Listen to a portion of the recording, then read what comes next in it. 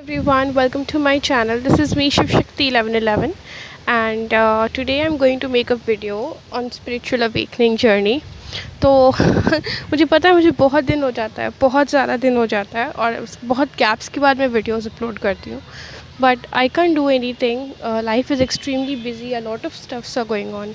तो गैप्स तो हो ही जाते हैं लाइफ में, right?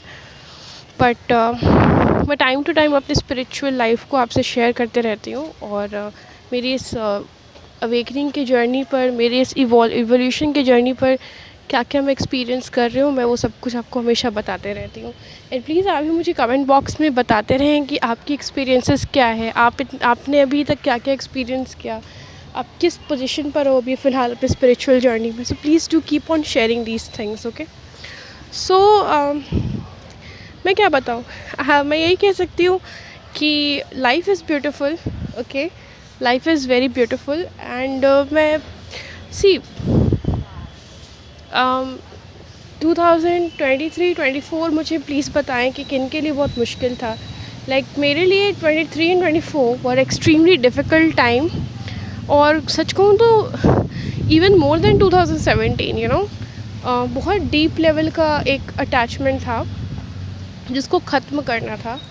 And that attachment was actually not just destroying me, but जिस पर्सन के साथ वो अटैचमेंट था वो उसे भी डिस्ट्रॉय कर रहा था.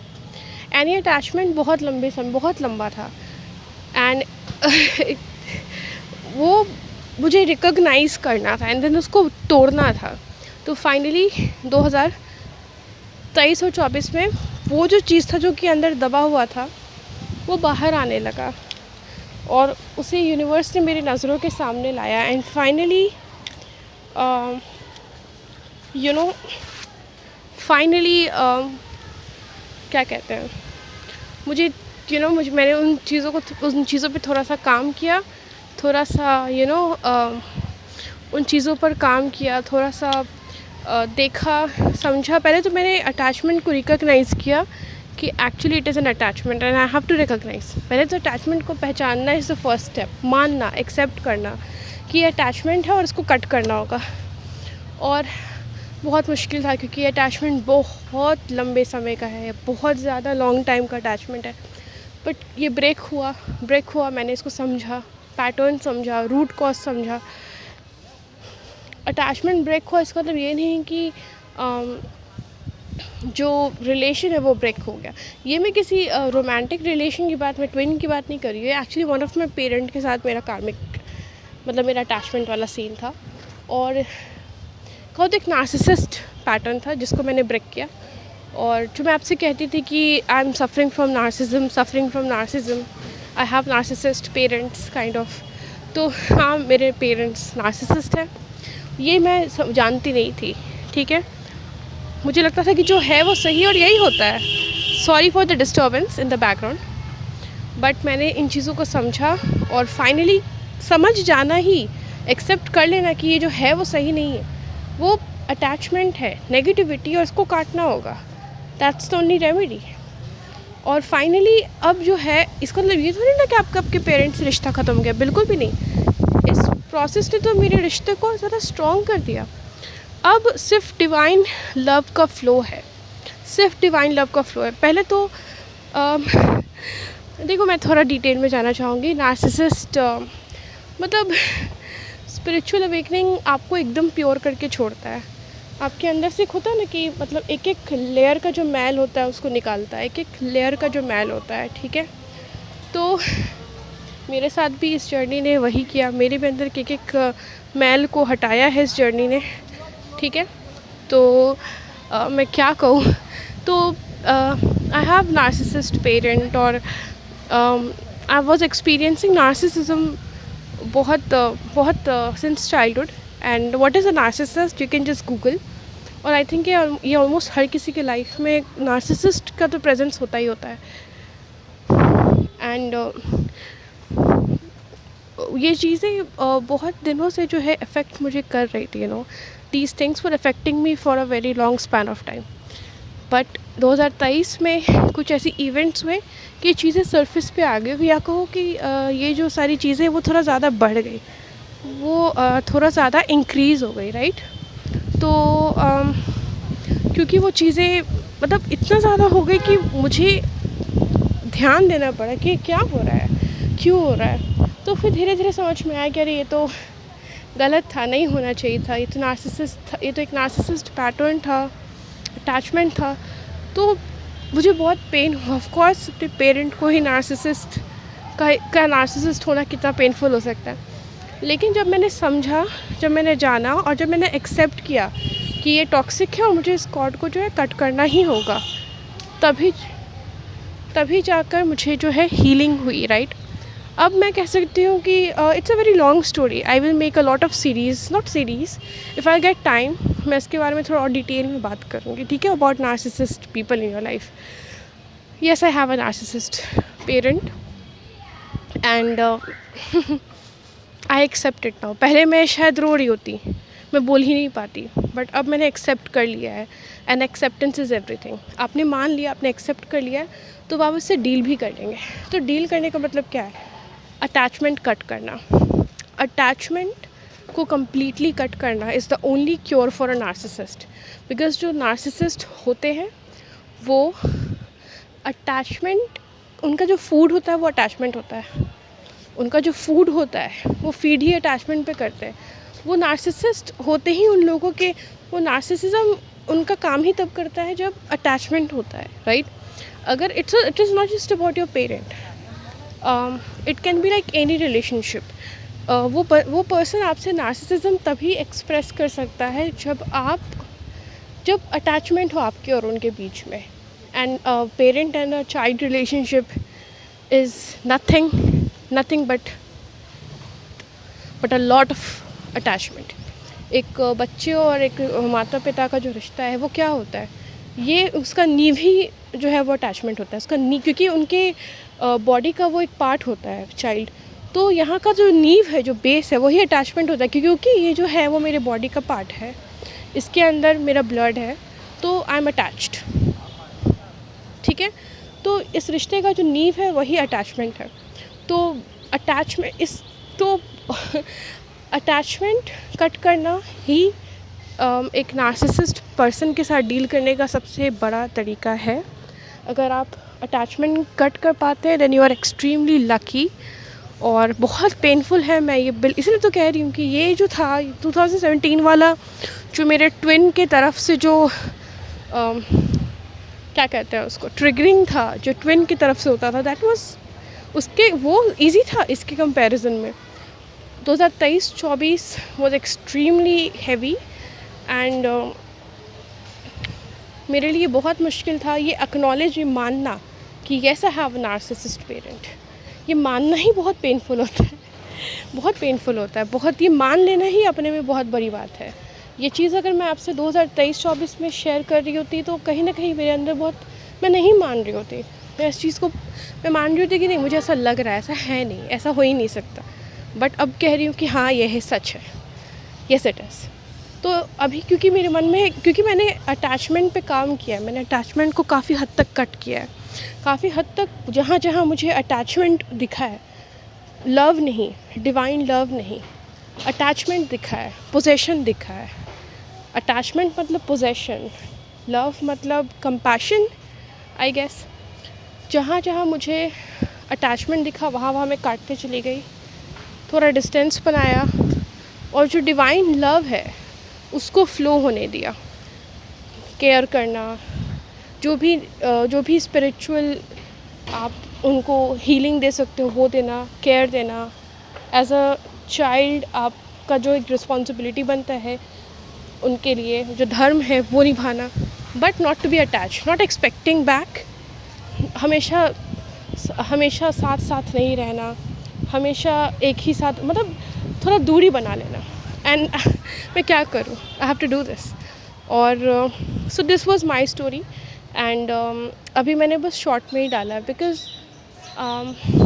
पता नहीं if I get time again और not, I make a video on it and मैं वीडियो बनाऊँगी and do let me know कि आपके थॉट्स एंड ओपिनियंस क्या है। एंड चलो थोड़ा सा और बात कर लेते हैं, let's have little bit more chit chat कि ये तो था हाँ, अब मैं अपनी करंट सिचुएशन को बताती हूँ। ये तो मैंने कहा कि नार्सिसिस्ट पर्सन आपके साथ नार्सिसिज्म तभी दिखा पाता है जब आप दोनों के बीच में अटैचमेंट हो। अगर आप अटैचमेंट को कट कर देते हैं तो नार्सिसिज्म के लिए कोई जगह, वो आपके ऊपर नार्सिसिस्ट हो ही नहीं पाएगा। वो नहीं, आप उसका नार्सिसिज्म आपको इफ़ेक्ट करेगा ही नहीं करेगा।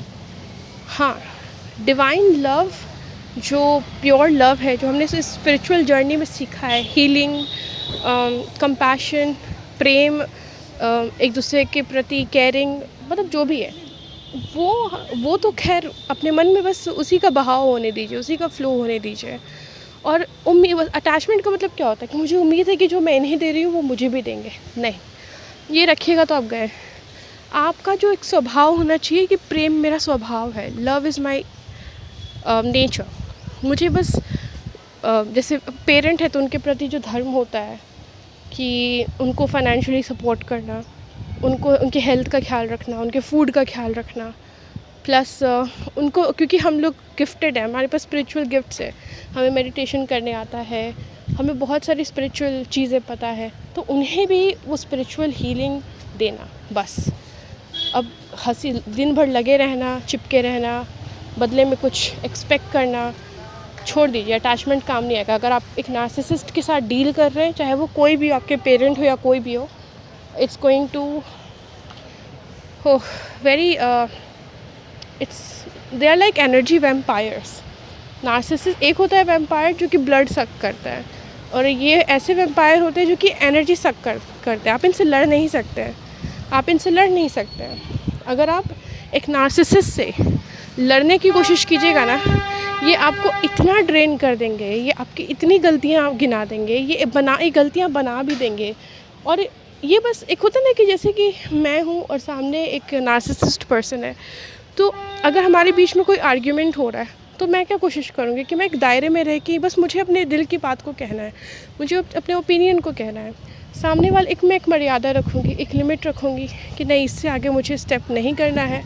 लेकिन जो लोग नार्सिसिस्ट होते हैं, जो कि बस मैं और मैं, जिनकी दुनिया इसी के चारों ओर घूमती है, मैं और मेरे लिए और मैं ही सब कुछ, तो वो क्या करेंगे ना, उन्हें इससे कोई लेना देना नहीं, वो कोई मर्यादा नहीं रखते हैं, वो किसी भी हद तक जा सकते हैं आपको नीचा दिखाने के लिए। वो किसी भी एक्सटेंट तक जा सकते हैं, किसी भी एक्सटेंट तक वो कुछ भी बोल सकते हैं। वो ऐसी चीज़ें भी बोल सकते हैं जो आपने उनसे कभी उम्मीद भी नहीं की होगी, तो ऐसी चीज़ें भी बोल सकते हैं। सिर्फ क्यों कि वो आपको उस कॉन्वर्जेसन में गिरा दे, आपको फ़ील कराए कि नहीं, यू आर नथिंग। तो ये ऐसे बहुत सारी चीज़ें मैंने एक्सपीरियंस की, और लड़ते टाइम बहुत ज़्यादा ड्रेन हो जाना, लड़ने के बाद लगना कि पूरा बॉडी मेरा एकदम काँप रहा हो, लाइक किसी भी छोटे छोटे चीज़ों पर आर्ग्यूमेंट होना। और लड़ाई करते वक्त क्या होता था कि मेरी पूरी बॉडी शिवर करनी, सामने वाले को कुछ नहीं हो रहा है, उसे अच्छा लग रहा है क्योंकि वो मुझे जितना हो सके उतना वर्ड्स के थ्रू नीचे गिरा रहा है, बट मेरा क्या होता था, मेरा हाथ शिवर करने लगता था, मेरा कान एकदम गर्म हो जाता था, मेरा पूरा बॉडी खुदा ना कि एकदम हार्ट बीट, क्या कहते हैं उसको, नर्वस ब्रेकडाउन, पता नहीं एंग्जाइटी क्या कहते हैं। तभी से मुझे समझ में आने लगा कि अटैचमेंट जब मैंने कट किया तो मैंने लड़ना भी छोड़ दिया। मैं जानती हूँ लड़ने का कोई फ़ायदा नहीं है, बिकॉज़ इनकी दुनिया अपने ही चारों ओर घूमती है, तो लड़ के क्या फ़ायदा है। बेटर इज़ जो धर्म है निभाओ, जो भी प्यार प्रेम के अंतर्गत आता है कि हाँ मैं एक इंसान हूँ, तुम एक इंसान हो, मुझे स्पिरिचुअल हीलिंग आती है, मेडिटेशन से मुझे समझ में आता है कि शांति मिलती है, तो चलो मैं तुम्हें भी सिखाती हूँ मेडिटेशन। बस खा लो, टाइम पे खाना मिल जाए, खाना में भी अच्छा क्वालिटी का खाना मिले, हेल्थ अच्छा रहे तुम्हारा, और क्या, और फाइनेंशियल सपोर्ट रहे, कभी किसी से तुमको पैसा नहीं मांगना पड़े। I am here to support you, but वो लगाव रखना और एक्सपेक्टेशन तो गलती से भी मत रखिएगा नार्सिसिस्ट से। तो ये तो मैंने आपको बस एक छोटा सा आइडिया दिया है, एंड आई थिंक मुझे इस पैटर्न पे और बात करनी चाहिए। ये तो ट्विन वाले से भी ज़्यादा वर्स्ट था, ठीक है, अपने ही पेरेंट का नार्सिसिस्ट होना और उनके साथ पेरेंट के साथ अटैचमेंट कट करना, पेरेंट के साथ अटैचमेंट कट करना, दिस इज़ हॉरिबल। और अब मैं कहूँ कि 2025 के बारे में, तो अब ठीक है चीज़ें, मतलब देखो, एक होता है ना कि भूकंप आता है, बाढ़ आता है, रुक जाता है, लेकिन उसके बाद बहुत समय लगता है चीज़ों को वापस से ठीक होने में, क्योंकि सब कुछ बिखरा बिखरा सा रहता है। बहुत कुछ साफ़ करना रहता है, बहुत कुछ हटाना रहता है, बहुत कुछ समेटना रहता है, बहुत कुछ नया लाना रहता है। तो अभी तो 2025 जस्ट स्टार्ट हुआ। एक चीज़ कहूँगी कि 2025 से जो है लाइक थोड़ा ठीक फील हो रहा है, लाइक क्योंकि मैंने अटैचमेंट कट करना सीख लिया है, और बस जो डिवाइन लव है बस उतना ही, बस उसी को मैंने फ़्लो होने के लिए अपने अंदर से सारे अटैचमेंट को हटाया है। सारे अटैचमेंट सिर्फ अपने पेरेंट के लिए नहीं। मैंने एक चीज़ तो सीख लिया 2023 और 24 में कि अगर आप लिटरली अलाइव फील करना चाहते हैं, अगर आप सच में ज़िंदा महसूस करना चाहते हैं कि आप अलाइव हैं, तो प्लीज़ अपने अंदर किसी के लिए, अगर अपने बॉडी के लिए भी अटैचमेंट हो ना, अगर अपने एक नेल के लिए भी अटैचमेंट हो, अपने मान लीजिए आप सक्सेसफुल हो गए, आपको उस सक्सेस से अटैचमेंट हो गया, मान लीजिए बहुत सुंदर है, आपको उससे अटैचमेंट है, किसी कपड़े से अटैचमेंट हो गया कि बहुत अच्छा लगता है, नहीं, अपने लाइफ में किसी भी चीज़ से आपको, इवन अपने आप से भी अटैचमेंट नहीं रखना है। पेरेंट, बच्चा, वो लोग तो सेकंड है, वो तो आपसे अलग है, आपकी बॉडी से अलग है। आपको खुद से भी, अपने खुद से भी अटैचमेंट नहीं रखना है। बॉडी तो खैर ये तो एक दिन ख़त्म हो जाएगा, सक्सेस है हमेशा ही जैसा नहीं रहता है, बॉडी एक दिन, ब्यूटी भी फेड हो जाता है, तो अटैच नहीं रखना है। बस अपने मन में जो डिवाइन लव है, जो स्पिरिचुअल लव है, कृष्णा का जो लव है, उसको बस फ़्लो होने देना है, और इतना ज़्यादा डिवाइन लव से भर जाना है कि जो कोई भी आपके कांटेक्ट में है वो भी उसका हिस्सा बन जाए। एंड ये मैंने सीखा है 2025। ठीक है, मतलब अभी तो मार्च ही चल रहा है, तो अभी 3 महीने ही हुए हैं। अच्छा लग रहा है, मतलब उतना ज़्यादा ट्रिगर नहीं, क्योंकि मैंने काफ़ी काम किया है, तो मतलब वही है कि बाढ़ तो थम गया है। जो 2023 और 24 का जो बाढ़ था वो थम गया है, बट बाढ़ के बाद का जो होता है ना मेस, पूरा इधर उधर सब कुछ फेंका हुआ, वो चीज़ें हैं, सब कुछ इधर उधर बिखरा हुआ है, चीज़ें हटानी है, बहुत चीज़ों को साफ़ करना है, कुछ चीज़ें नई लानी है, कुछ चीज़ों को फेंकना है, तो वही है। और मुझे पता है कि मैं कर लूँगी, और बहुत जल्द जो मेरा घर होगा बहुत जल्द चीज़ें फिर पहले से भी ज़्यादा बेटर हो जाएंगी। So thank you, this was all in this video. और please do let me know in the comment section कि आपके साथ क्या हुआ, आप नार्सिसिस्ट से कैसे डील करते हैं। अगर आप चाहते हैं कि मैं ये नार्सिसिस्ट वाला जो भी एक्सपीरियंस है उसको मैं और ज़्यादा वीडियो बना कर डालूँ, तो मुझे ज़रूर बताएं। मुझे जब भी समय मिलेगा, वक्त मिलेगा, क्योंकि मैं बहुत बिज़ी रहती हूँ, तो मैं डालूँगी। Thank you so much, take care all of you.